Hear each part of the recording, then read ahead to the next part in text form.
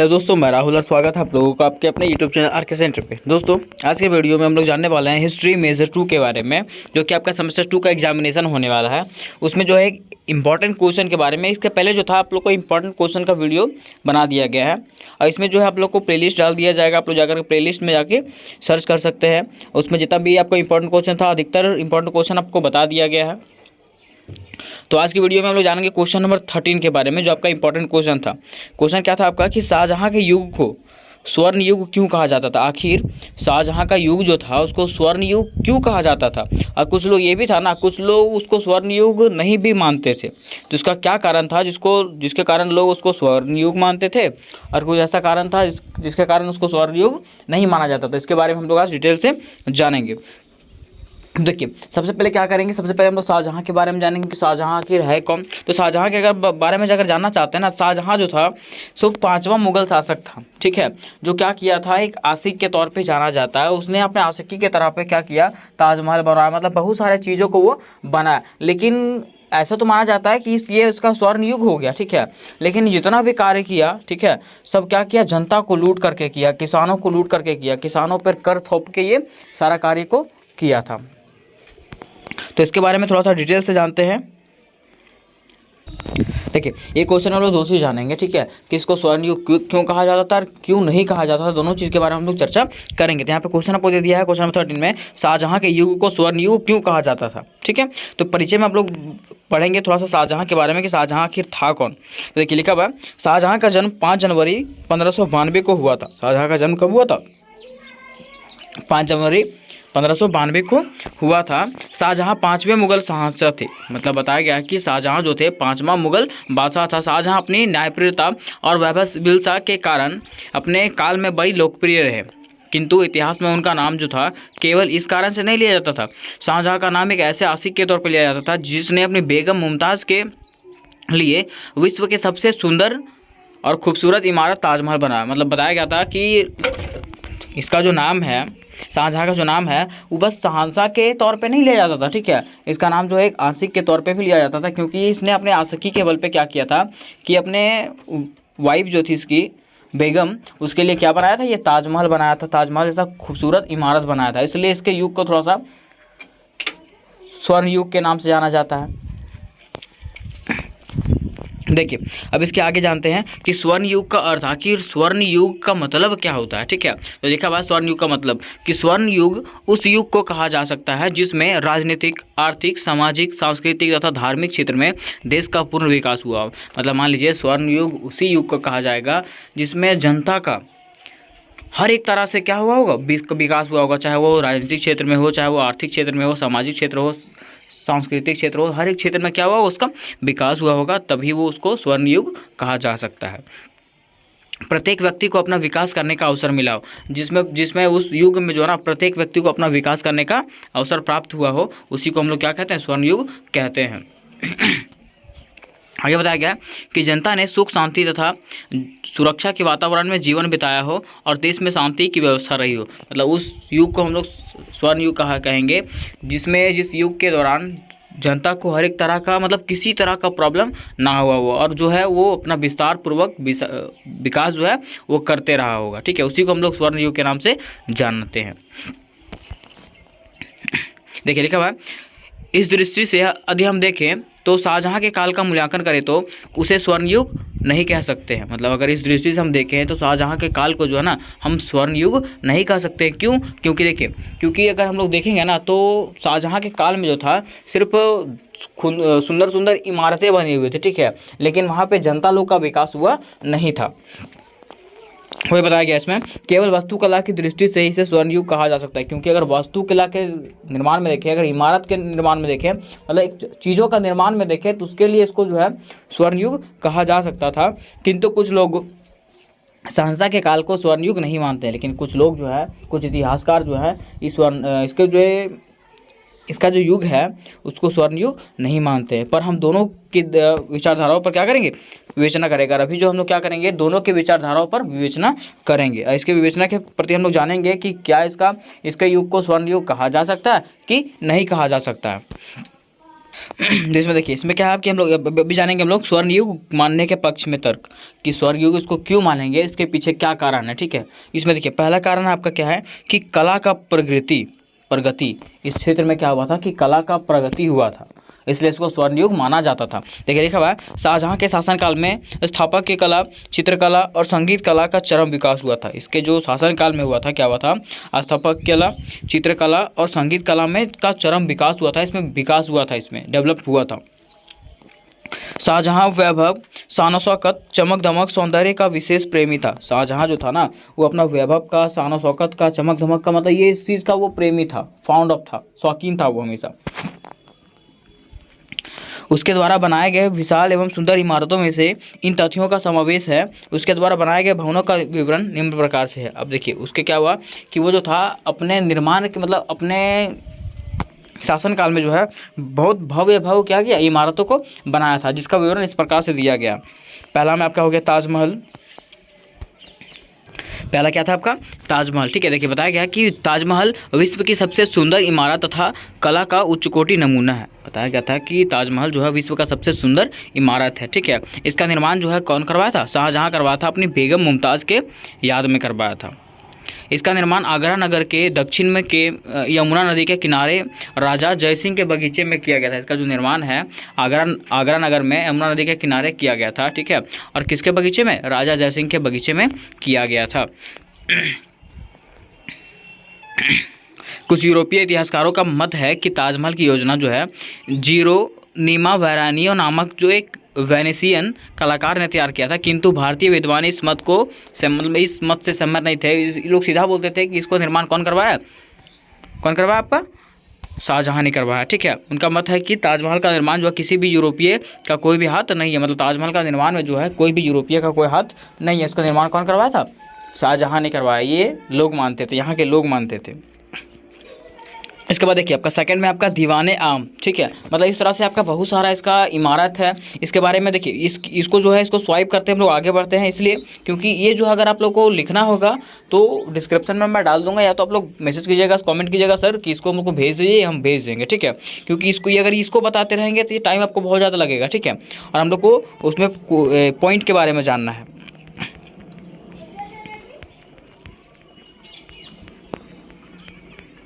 इसमें देखिए वो लाल किला वगैरह बनाया था, जामा मस्जिद वगैरह बनाया था, सब कुछ बनाया था। इसके बारे में जो है ना आपको डिटेल से बता दिया जाएगा, डिटेल से बताया क्या जाएगा कि आपको जो है ना इसमें PDF सेंड कर दिया जाएगा। अगर आप लोग मैसेज कीजिएगा, कमेंट कीजिएगा कि सर हमको ये भेज दीजिए, तो आपको बता दिया जाएगा और उसमें भेज दिया जाएगा टाइप करके।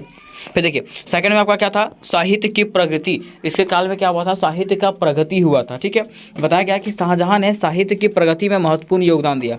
शाहजहां ने क्या किया था, साहित्य की प्रगति में महत्वपूर्ण योगदान दिया था। उसने अनेक विद्वानों को संरक्षण दिया, उसने जो था अनेक विद्वानों का क्या किया, संरक्षण दिया, जिनसे अबू जातीय कालिए, हाजी मोहम्मद जान और चंद्रभान ब्राह्मण अधिक प्रसिद्ध थे। मतलब इसमें जो थे बहुत लोग क्या हो गया, प्रसिद्ध हो गए, फेमस हो गए। ठीक है, शाहजहां के काल में बहुत सारा ऐतिहासिक साहित्य लिखा गया। शाहजहां के काल में जो है ना बहुत सारा ऐतिहासिक साहित्य भी लिखा गया था। अब्दुल हामिद लाहौरी ने बादशाहनामा, इनायत खान ने शाहजहांनामा और मोहम्मद सालिद ने अमलिए शाही की रचना किया। मतलब इसमें जो था बहुत सारे किताबें की रचना किया गया था।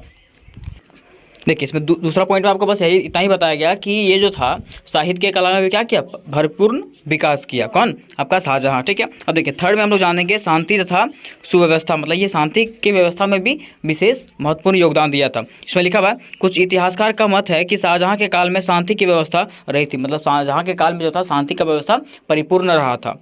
शाहजहां के शासनकाल में प्रारंभिक वर्ष में खानजहां लोदी और बुंदेलों के विद्रोह हुए। मतलब पहले वर्ष में जो था क्या हुआ था, खानजहां लोदी और बुंदेलों का विद्रोह हो गया था, लेकिन उन्हें पूर्णतः कुचल दिया गया।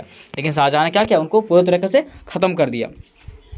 साम्राज्य के सीमाओं के बाहर अनेक युद्ध भी लड़े गए थे। साम्राज्य के सीमाओं के बाहर जो है ना बहुत सारे युद्ध भी लड़ा गया था, लेकिन वो सब शाहजहां ने क्या कर दिया, शांत कर दिया। मतलब वो अपना शांति स्थापित करना चाहता था, उसको ऐसा नहीं चाहिए था कि मेरे साम्राज्य में कोई भी हलचल हो। बताया गया था कि उन्होंने कई युद्ध भी किए थे, फिर भी साम्राज्य के प्रांतीय शासकों पर शाहजहां का पूर्ण नियंत्रण था। वो मतलब बहुत सारा युद्ध भी किया था, लेकिन युद्ध के बावजूद भी वो अपने जनता लोगों का अपने साम्राज्य का विशेष ध्यान रखता था कि यहाँ का शांति भंग ना हो। वह शासन के संचालन में इतना सक्रिय रहता था कि उसने साम्राज्य में कहीं भी उपद्रव नहीं होने दिया था। उसकी बीमारी के पश्चात उत्तराधिकारी के युद्ध अवश्य गड़बड़ी हो गई, लेकिन उस समय वह कुछ कर भी नहीं सकता था। लेकिन हुआ क्या कि जिस समय वो बीमार पड़ गया तो उसके उत्तराधिकारी का पद में क्या हो गया, थोड़ा सा गड़बड़ हो गया और प्रॉब्लम होने लगा कि विरोध होने लगा, विद्रोह होने लगा। ठीक है, कि हम बनेंगे ऐसा करके विद्रोह होने लगा। लेकिन उस समय वो कुछ कर भी नहीं सकता था क्योंकि वो क्या था, बीमार था।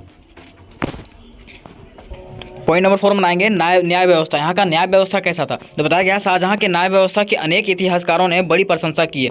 वह बड़ा न्यायपूर्ण शासक था, वह जो था बहुत ज़्यादा न्यायपूर्ण शासक था, वो बढ़िया से न्याय करता था। ठीक है, वह अपराधियों को दंड देने में जरा भी संकोच नहीं करता था। वह जो था अपराधियों को दंड देने में जो था जरा सा भी संकोच नहीं करता था। वो सोचता नहीं था कि इसको क्या दंड दिया जाए, जो मतलब वो जो अपराधी है उसको दंड दिया ही जाएगा।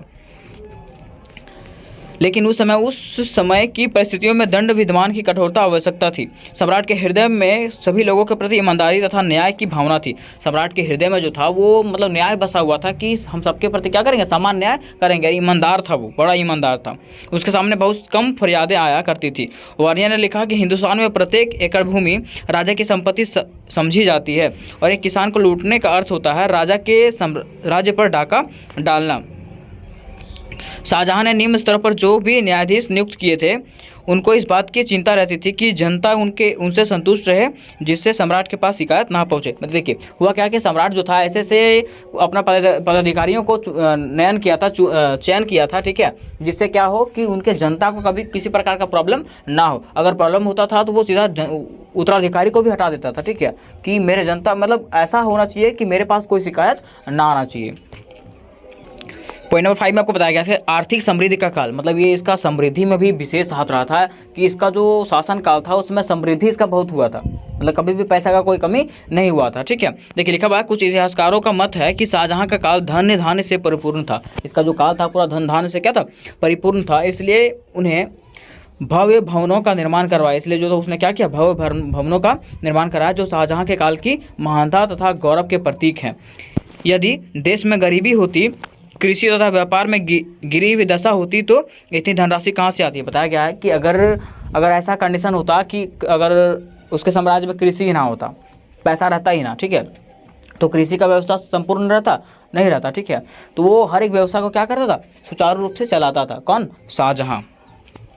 ठीक है, ठीक है, अब जान गए हम लोग इसके बारे में। ठीक है, अब जानेंगे कि शाहजहाँ के युग को जो है स्वर्ण युग क्यों नहीं कहा जाता था। उधर तो जान गए कि शाहजहाँ के युग को स्वर्ण युग कहा जाता था क्योंकि वो बहुत बढ़िया काम किया था, बहुत सारी इमारत बना दिया था। ठीक है, वो लोगों के प्रति ईमानदार था, सब कुछ हम लोग जान गए। लेकिन अब जानेंगे ना कि इसको स्वर्ण युग कहा क्यों नहीं जाता था आखिर। देखिए लिखा हुआ है पहला रीजन आपका अनुदारता और असहिष्णुता। मतलब वो जो था बढ़िया से पेश आता नहीं था, लोगों से बढ़िया से पेश आता नहीं था, वो किसानों से पेश नहीं आता था बढ़िया से। देखिए लिखा हुआ है शाहजहाँ ने धार्मिक सहिष्णुता की नीति का परित्याग कर दिया और हिंदू तथा शिया संप्रदाय के लोगों के साथ उसने अनुदारता का परिचय दिया। उसने अनेक हिंदू मंदिरों को तोड़ा। देखिए हुआ क्या कि वहाँ जो था शाहजहाँ जो था ना वो धार्मिक सहिष्णुता का नीति को अपनाया। ठीक है, उसमें क्या किया वो कि जो शिया संप्रदाय के जो लोग थे और हिंदू संप्रदाय के जो लोग थे उसके साथ वो बढ़िया से पेश नहीं आता था। ठीक है, और वो क्या किया कि जितने भी हिंदू मंदिर थे, जितने भी हिंदू मंदिर थे, ठीक है, उसको क्या कर दिया, वो तोड़वा दिया। ठीक है, तोड़वा दिया। उसके साथ साथ बताया गया इसमें कि पाद शाहनामा के लेखक ने लिखा है कि सम्राट का ध्यान इस ओर आकर्षित किया गया कि पिछले शासनकाल में कुरुप के महान नगर बनारस में अनेक मूर्तियां मंदिरों का निर्माण आरंभ हुआ था, किंतु वे पूरा ना हो सके। अब काफिरों ने उन्हें पूरा करना चाहा। धर्म के रक्षक सम्राट ने आज्ञा दी कि बनारस में तथा साम्राज्य भर में प्रत्येक स्थान पर जिन मंदिरों का प्रारंभ हुआ गिरा दिया जाए। अब इलाहाबाद के प्रांत में समाचार मिला कि बनारस जिले में 76 मंदिरें नष्ट कर दिए गए। इस घटना से स्पष्ट है कि शाहजहाँ की धार्मिक नीति धर्म की प्रेरित थी। मतलब इसे बताया गया कि देखिए हुआ क्या कि जितना भी हिंदू धर्म का मंदिर था वो क्या कर दिया, तोड़वा दिया। ठीक है, इसको पता चला था कि पिछले जो शासनकाल में क्या हुआ था कि मंदिरों का निर्माण हुआ था लेकिन वो रुक गया था। तो ये ऐसा आज्ञा देता है, ठीक है, कि जितना भी मंदिर का निर्माण हुआ था उसको क्या कर दिया जाना चाहिए, तोड़वा दिया जाना चाहिए। मतलब उसका निर्माण नहीं किया जाना चाहिए। तो इसमें जो था 76 मंदिरों को वो नष्ट करवा दिया था। कौन, शाहजहाँ। इसलिए जो है इसको स्वर्ण युग नहीं कहा जा सकता है।